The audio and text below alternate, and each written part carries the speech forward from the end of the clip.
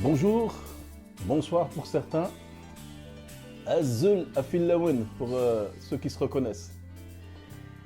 J'aimerais vous partager un thème qui est un peu brûlant sur nos ennemis.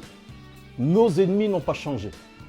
C'est le thème de cette petite exhortation et la nature de nos ennemis. Du temps de Josué, du temps de Caleb, quand ils ont pris possession de Canaan, il y avait 7 rois.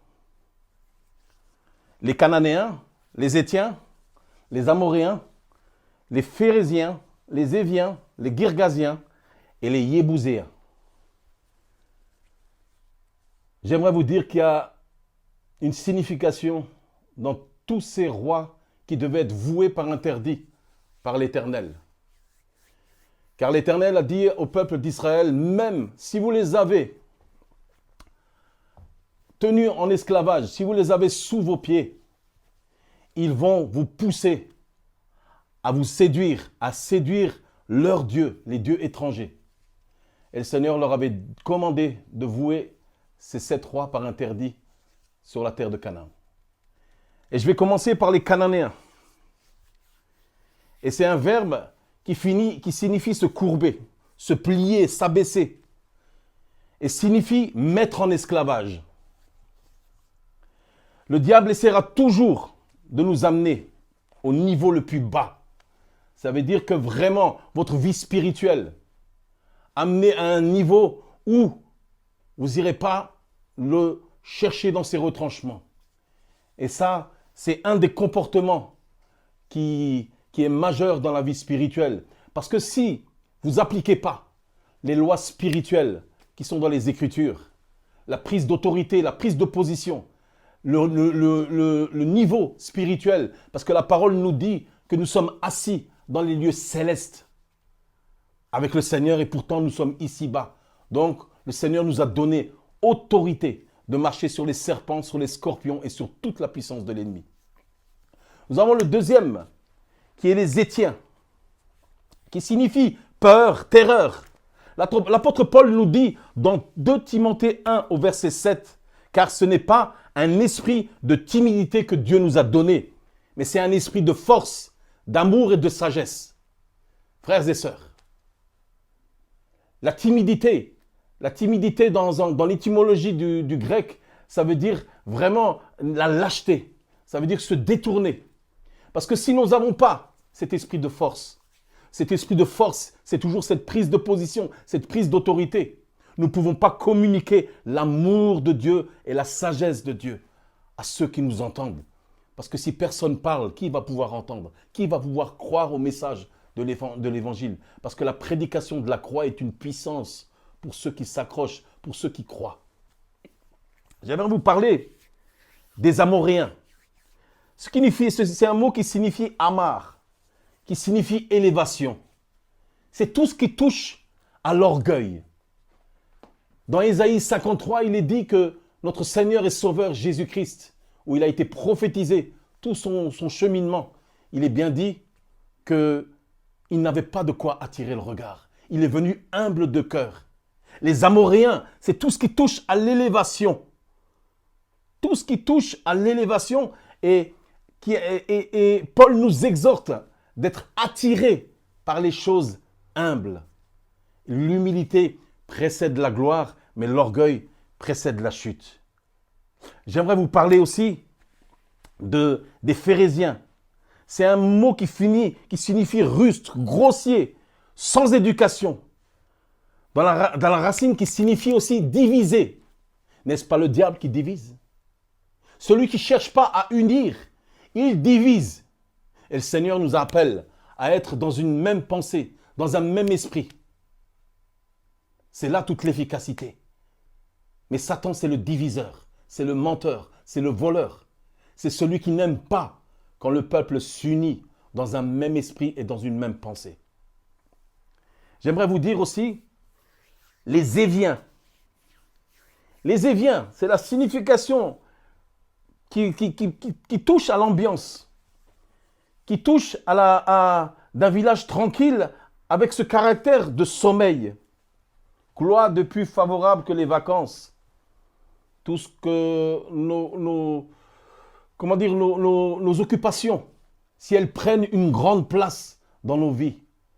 Mais je vais vous dire une chose, que Jésus lui-même nous a exhortés. Il est venu afin de détruire les œuvres du diable.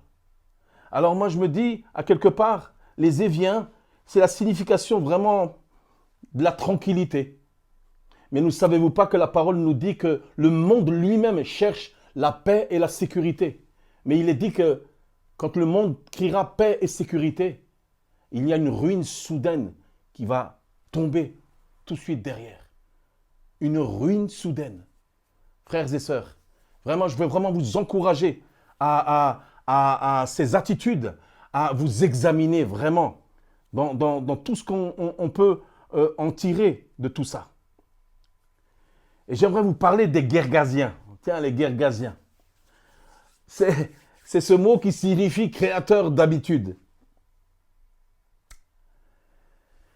Les habitudes. Combien les habitudes sont quelque chose qui, à quelque part, dans tous les rassemblements, dans tout ce que nous pouvons faire, on a toujours cette habitude qui vient. Jésus lui-même avait des bonnes habitudes dans la prière, dans la présence, dans l'intimité avec le Père. Et c'est cette intimité qui vous donne vraiment de pouvoir recevoir les plans que le Seigneur il a préparés d'avance pour nous, afin que nous les pratiquions. Frères et sœurs, les Guergasiens, ne l'oubliez pas, c'est créateur d'habitude. Ça vient d'un mot vraiment qui a l'aspect de tout ce qui est habitude, légèreté. Légèreté, habitude. Donc c'est quelque chose vraiment de superficiel. Mais les habitudes, vraiment, il faut faire attention. C'est des choses qui peuvent vous freiner dans votre relation, dans votre quotidien. D'ailleurs, de toute manière, le Seigneur nous parle bien d'une relation verticale avec le Père. Nous avons le symbole de la croix. Les 5 premiers commandements sont une relation verticale. Et les 5 autres commandements sont une relation horizontale. Donc si votre relation verticale n'est pas honnête et droite, votre relation horizontale va être un petit peu compliquée et vous pouvez rentrer dans ces habitudes qui vont vous freiner. J'aimerais vous parler du dernier roi. Alors celui-là, les Yébousiens. C'est un mot qui signifie fouler aux pieds.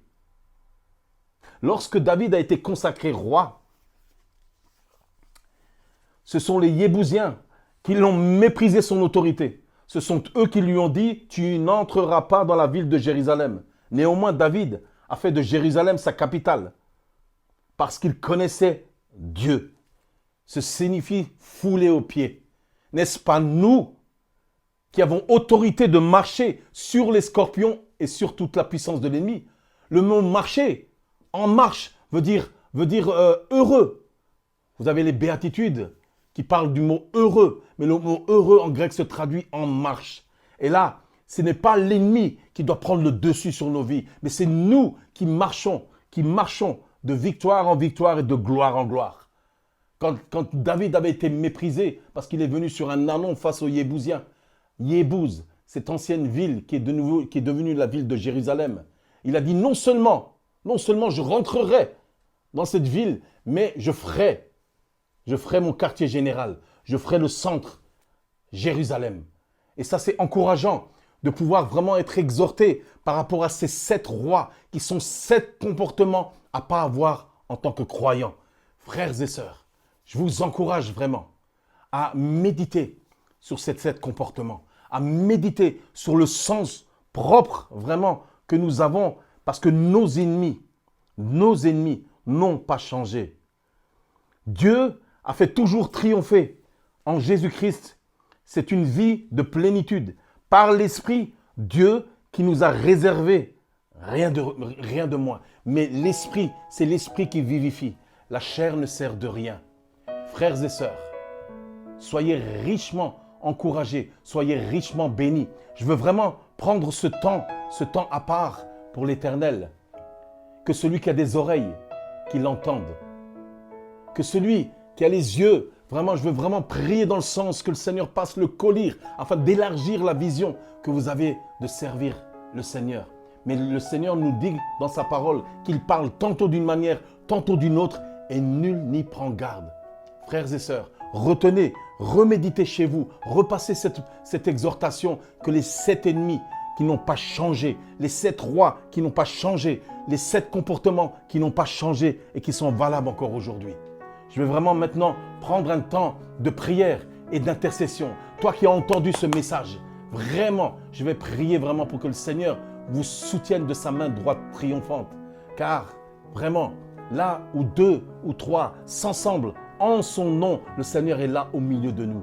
Dans le nom de Jésus, maintenant, je prends autorité maintenant. Ta parole, Seigneur, ne revient pas vers toi sans avoir fait son effet. Je vais prendre autorité maintenant parce que ta parole est une puissance pour quiconque croit. Et maintenant, au nom de Jésus, je prends autorité maintenant contre tout esprit des ténèbres, contre tout esprit de mensonge, de doute et d'incrédulité, contre tout esprit de séduction. Et maintenant, je délie toute capacité d'écoute, je délie toute capacité visuelle, je délie toute volonté et que toutes les pensées soient ramenées captives à ton obéissance, afin que ta parole qui a été proclamée ne revienne pas vers toi sans avoir fait son effet. Vraiment, si tu te sens touché maintenant par cette vidéo, maintenant pose la main sur ton cœur, pose la main sur ta vie, pose la main sur ta situation et au nom de Jésus, je proclame maintenant, j'invoque maintenant le Saint-Esprit qui vienne des 4 vents, comme Ézéchiel, l'Éternel lui a dit, parle à l'Esprit. Et maintenant, au nom de Jésus, je proclame vraiment la vie de l'Esprit maintenant. Je proclame l'Esprit qui vienne maintenant sur les ossements desséchés de ta vie. Et que vraiment, Seigneur, par l'Esprit maintenant, tu souffles maintenant afin qu'une armée nombreuse se lève. Car la moisson est grande, mais il y a peu d'ouvriers. Père, je te demande vraiment de lever des ouvriers.